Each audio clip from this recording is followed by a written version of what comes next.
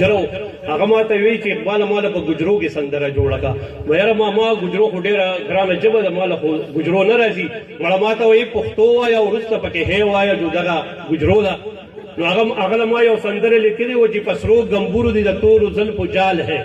پسرو گمبورو دی د تورو زلفو جالے و پسر دی زرین شالے و پزر دی خالونا پلو یلار کے دی پرتالے تو میرے گلل تلے والے تیری دادا کتیا مجالے پلو یلار کے دی پرتالے تو میرے گلل تلے والے تیری دادا کتیا مجالے بیزا یلا سے چول بین کی اوبالے نو پسر دی زرین شالے و پزر دی خالونا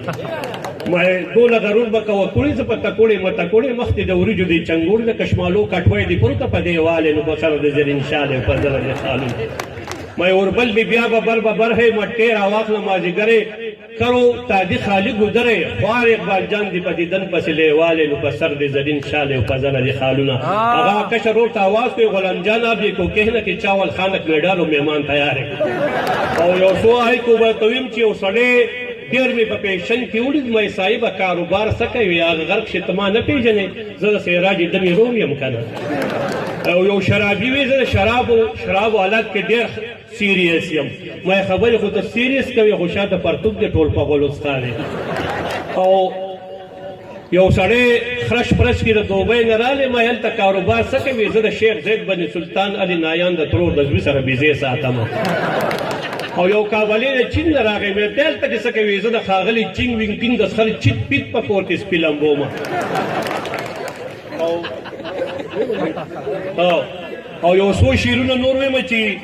رقیب سره روان شوی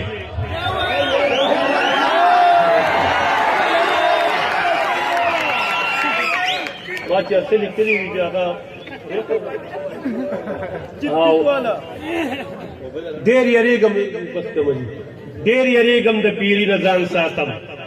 ډېر یریږم د پیري نه ځان ساتم او د کاغذ د ازمري نه ځان ساتم زه په روز کال په دسې شي یم چې چلې سوړه سکې د سوري نه ځان ساتم او د ماجونو په ځای نور څه ورا کړي د حکیم او مداري نه ځان ساتم نو جګ پیټیان پکې ولاړې اقبال جان او د میلې ده مداري نه ځان ساتم وای حیا غیرت لا سکې چې هر څه پسې ورکوي حیا غیرت لا سکې چې هر څه پسې ورکوي او دا بعضې خلک ونه په پیسو پسې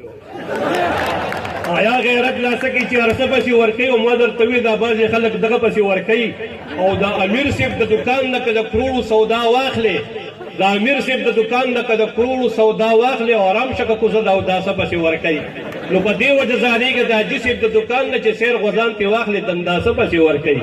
او چې یا خرابه ګوړه وي او یا خراب صابون وي نو هغه خیراتي پنیا نیکه پسې ورکوي او اقبال جان وایي یو ځل یې د طوطي دکان ته راشه یو پوړی مالګه ترې واخله څه ناڅه پسې ورکوي